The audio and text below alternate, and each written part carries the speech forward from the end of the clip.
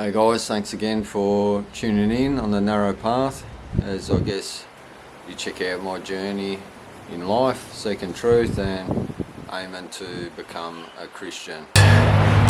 Where I lived from about 16 to 14, it's my mum's place. It's been a bit of time I guess since the last vid because I haven't really told my mum about this. I haven't wanted to traumatise her and drag her through the mud because I guess she's growing and pursuing truth herself. But anyway, this is it, and that's the court. And we can see if you look down there, further down.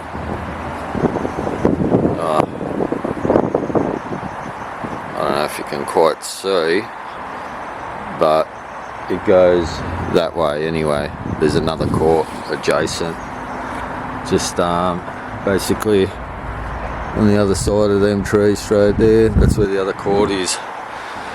So yeah, we used to run amok, play heaps. Oh look, you can still see the indentation. This is where Ray put the rock around here, so he used to sit here drinking his VB. Where that black car is there, that's the driveway where he was turfing the long necks, and here's where, just next to these bins, is where the cops surrounded him. They parked up this street and up their driveway, and yeah, this was all barren. You can see my mum loves her gardening. Done heaps here. This is all, we dug up all the ground, everything. And here we had a big table, big billiard table. Used to always have barbecues and parties and stuff. And I'll just take you in the backyard. Yeah, see, beautiful, mate. Yeah, all that. So this is obviously been built up over time. When we first moved here, like I said, it was all dirt, and where this rock wall is here, that was just a hill coming down. We dug all that out, used the rocks. That was the type of rocks like that, some sort of slate, but a massive one that Ray carried out the front. Something I forgot to mention was when I was about 6, not long after that incident, let's grab a chair. Not long after that incident of my sister getting flogged, she moved out. So I don't know if my mum found out she was pregnant or something, but yeah, she moved out with her bloke Shane, and she had a boy first, and they went and moved into North Melbourne flats. She left Shane and then ended up with Terry, and she moved in with him at North Melbourne Flats, and they were dealing speed and chuff, and I was always going there. I was around that, I think when I was like 8 years old, because they were always smoking marijuana and bongs. I'm like, why can't I have one, She's like, well, you can have one, and packed me a 2-shot cone, and basically I had to suck it all down, which I pulled the cone, and yeah, obviously I was gone. I was only 8, so then the adventure started really. So yeah, this is where we lived, and like I remember a few things, other things that I was thinking about. I remember I used to play with this kid. He had diabetes. I was thinking I was a real stirrer of a kid. Anyway, one time we were playing just down there, and I've kicked him in the leg. He had a real bad leg. It was like covered in all these sort of purple pimples because of his diabetes. And his dad's come along, grabbed me by the neck and strangled me, like, oh, you could kill my son by that, he could lose his leg, rah, rah, rah. I've come home, told my parents what happened, well, stepdad and mum, and then these people, they had the dash to come here, and I remember Mum and Ray answered the door, and I'm standing behind them in the hallway straight there. And this guy, he was a security guard.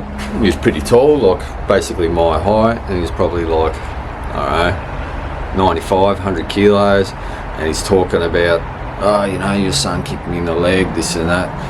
Ray's just grabbed him by the throat with his left hand, lifted him off the ground, right? This guy's 100 kilos, he just grabbed him. The force is with me. Lifted him off the ground, like a foot off the ground, mate. And he's like, you ever come to my house again, I effing kill you, right? Just bad wog, you know? And obviously, being little, I was impressed, mate, you know, because he backed me up, you know? But obviously it's the wrong thing, you know? It's handling things the wrong way. They moved out shortly after that. And actually the other neighbours there that were on, they got the bottlenecks thrown there, they ended up moving out too. And these Indonesians ended up buying the property, and they ended up, that unit just there, they built that. We used to play basketball together all the time. There was heaps of us, you know. Look, it was good fun, you know. Had good times. I remember actually I was about 10, and just a little bit down the court, I was playing there by myself, and there was this other guy, I forget his name. He's a redhead bloke, and I say bloke because he was like at least 18, you know, he was a young man. And he's walking past, and I said something smart, or he said something, and I've retaliated, I can't remember. And he started chasing me, and I've just like kept, you know, turning my back, and we're running around these bushes, and he's cornered me, and that's it, we're fighting, you know. Oh jeez. And I tried fighting, you know, but every time he hit me, he'd knock me straight to the ground, and I'd just get back up, try fighting, but I wasn't strong enough, you know. I was only 10 and he's like 18.